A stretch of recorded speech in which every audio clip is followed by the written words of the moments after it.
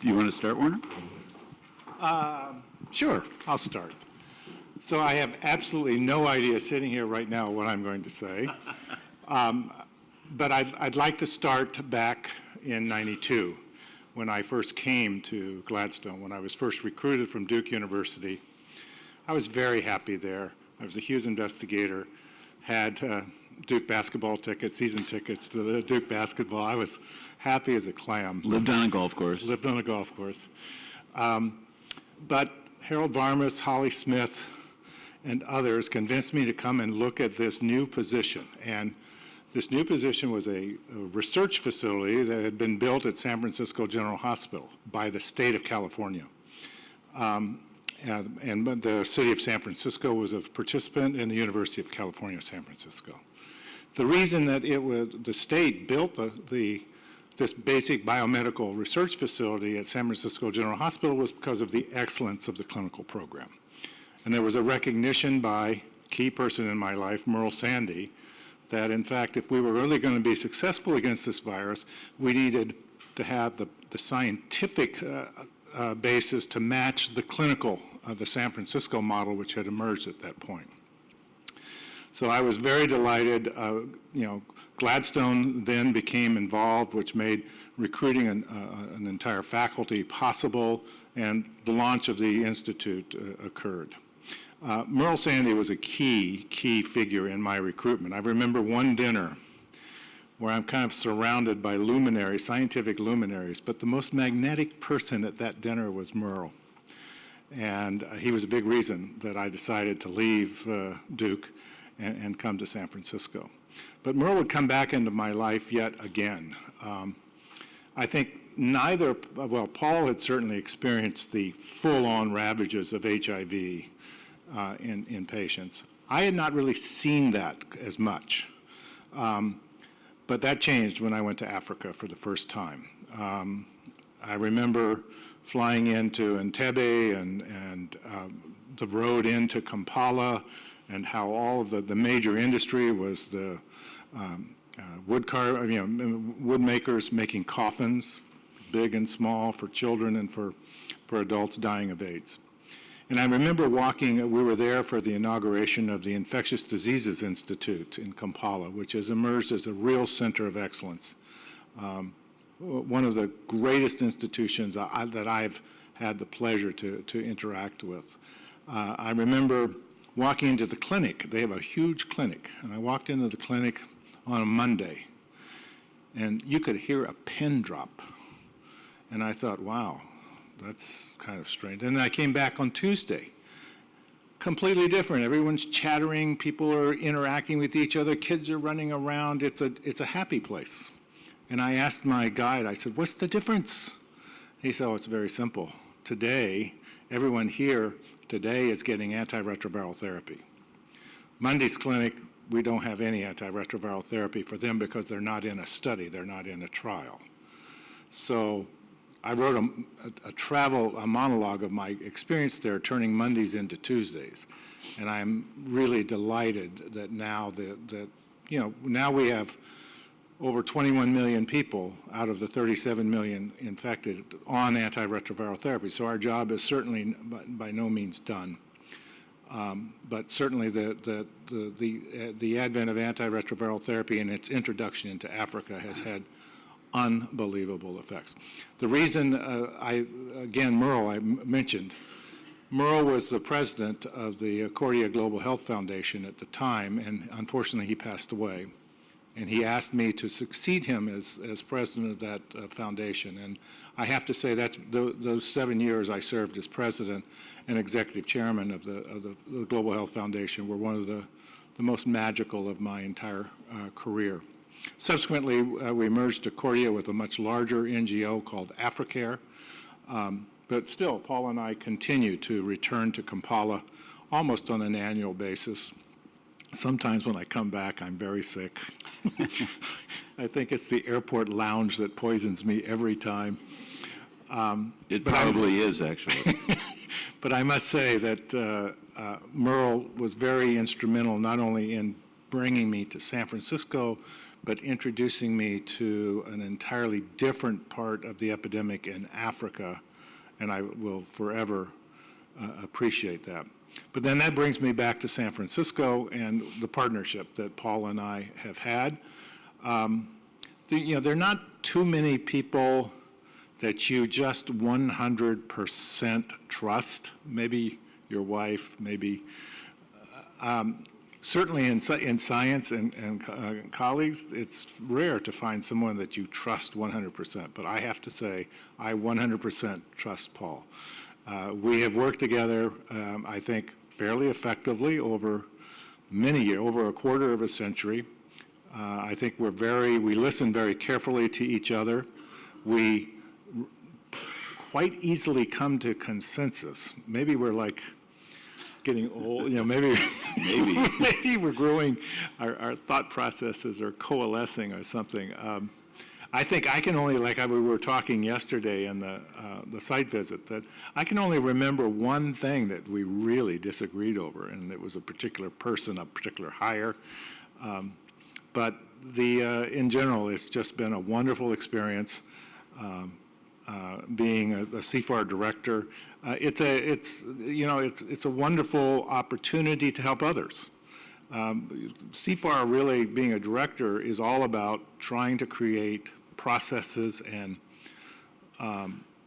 programs and that just benefit people in the field, and really trying to stimulate young people. I think our pilots grant program has really done that, and we'll see now some of the trainees that have come through our mentoring program and have received our pilot grants, and how their careers have we could have there's so many great stories and today's that we've honored these speakers today, but there's another list that could equally be here today as well.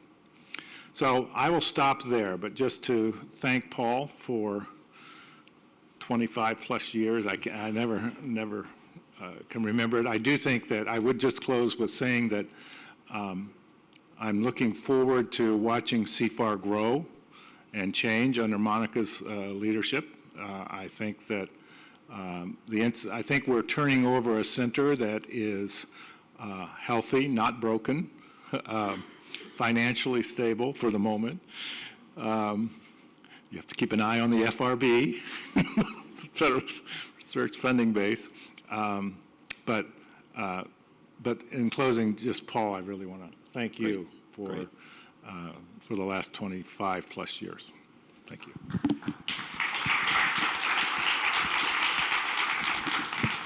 So I'm not much more prepared than Warner was to do this.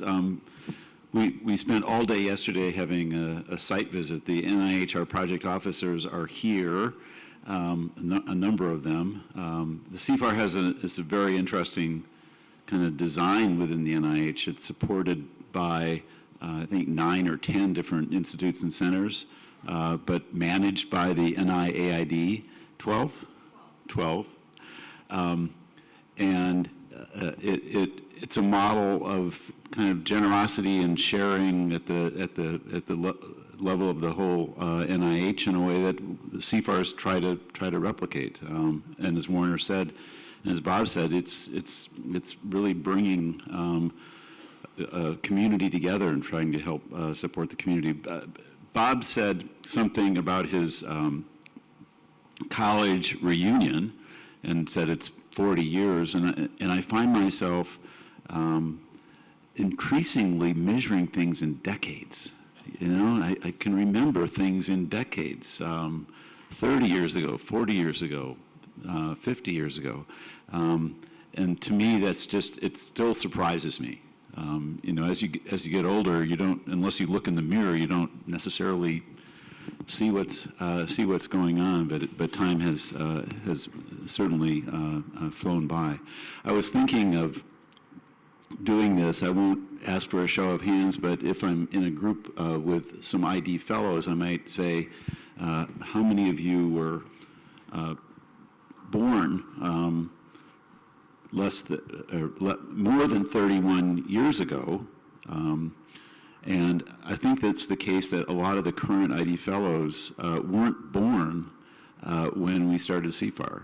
And that's pretty hard to imagine, isn't it? But I think it's true. We've been doing this. I was one of the first PIs of the CFAR when the system was set up, 1988.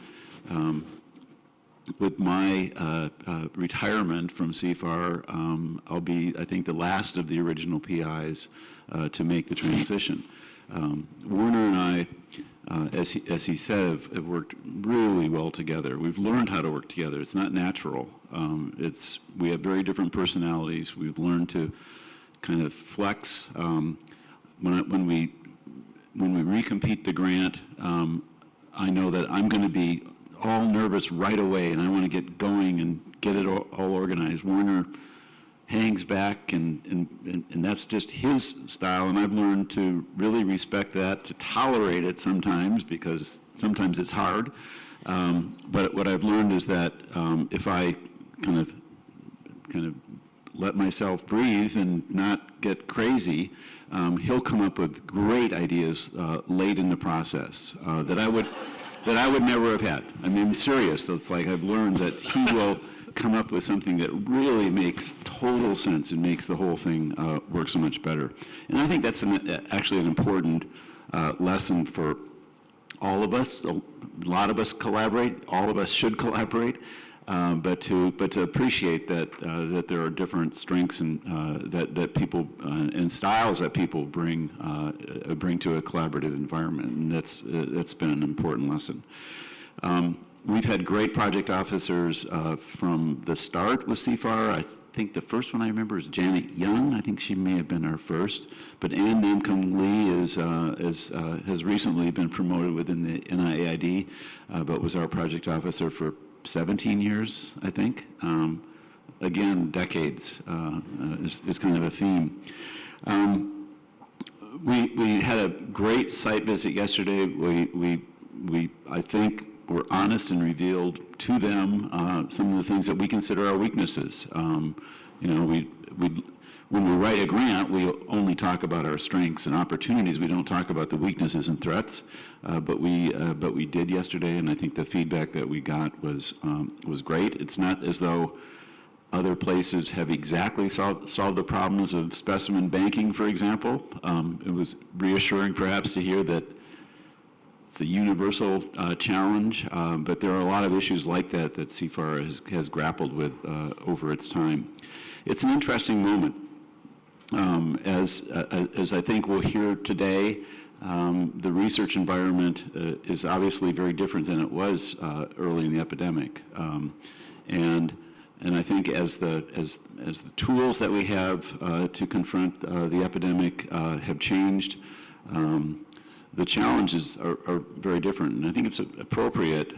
It's not as though Werner and I think that we have kind of grown old and are uninvolved, but we think that it is a good thing to transition leadership. I think that having a CFAR that's refreshed and reinvigorated will be a healthy thing for the university. I think it'll allow us to continue to lead. And the process that we did to make the transition in leadership was a pretty thoughtful one. We asked the dean to appoint a search committee. There was an internal search. People applied. Monica applied for the position and was chosen. And Werner and I have definitely agreed, at least until the 2020 conference is over, because it's going to be a slight distraction for Monica to be as involved as she wants us to be in making sure that the CFAR continues without a challenge. The last thing I'd say is that we've had the unbelievable blessing of having CFAR managing directors that are just unrivaled. And when Larkin, who was our CFAR managing director, jumped ship right in the middle of recompeting the grant to go to Columbia, we went, what the hell are we going to do? Because writing this grant is not an easy thing. And fortunately, we heard, after we had almost offered the job to somebody else, that woman from Seattle who we knew, Lauren Sterling, who was the director of the developmental core at the University of Washington CFAR, was actually interested in moving to the Bay Area. And so we quickly hired her. I don't think I've made a choice that fast ever. And she's been just great. Lauren came on board, really very successfully brought the grant together. There were some anxious moments in the submission process when the NIH server was down, and this was the first time we'd submitted it all electronically. I watched her convert, I think, 300 different forms to separate PDFs, even though they were the same material. You had to rename them all. So it was pretty crazy, but it got done, and it was only a few hours late, and the NIH was kind to us and let us kind of accept it anyway. But Lauren has been great, and Lauren has a staff. I won't name them, but they're here, most of them. And again, really just a great group to work with. Monica's going to have an easy job because of the excellent staff that we have. And as Warner said, we think we're turning over a healthy CFAR.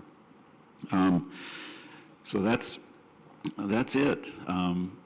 Today's program, Warner and Lauren and I put together really kind of to honor the transition to, as Warner said, we could have picked a lot of different people, but we chose a number that we think reflect the diversity of the CFAR, some of the new challenges that the CFAR and the HIV community are going to be facing. And we look forward to the program. Warner's going to introduce the morning. I'll introduce the afternoon, and we look forward to the day. And thanks to Bob for coming. It was very generous, very short notice, but glad you could be here. And thanks for the kind words. Thank you.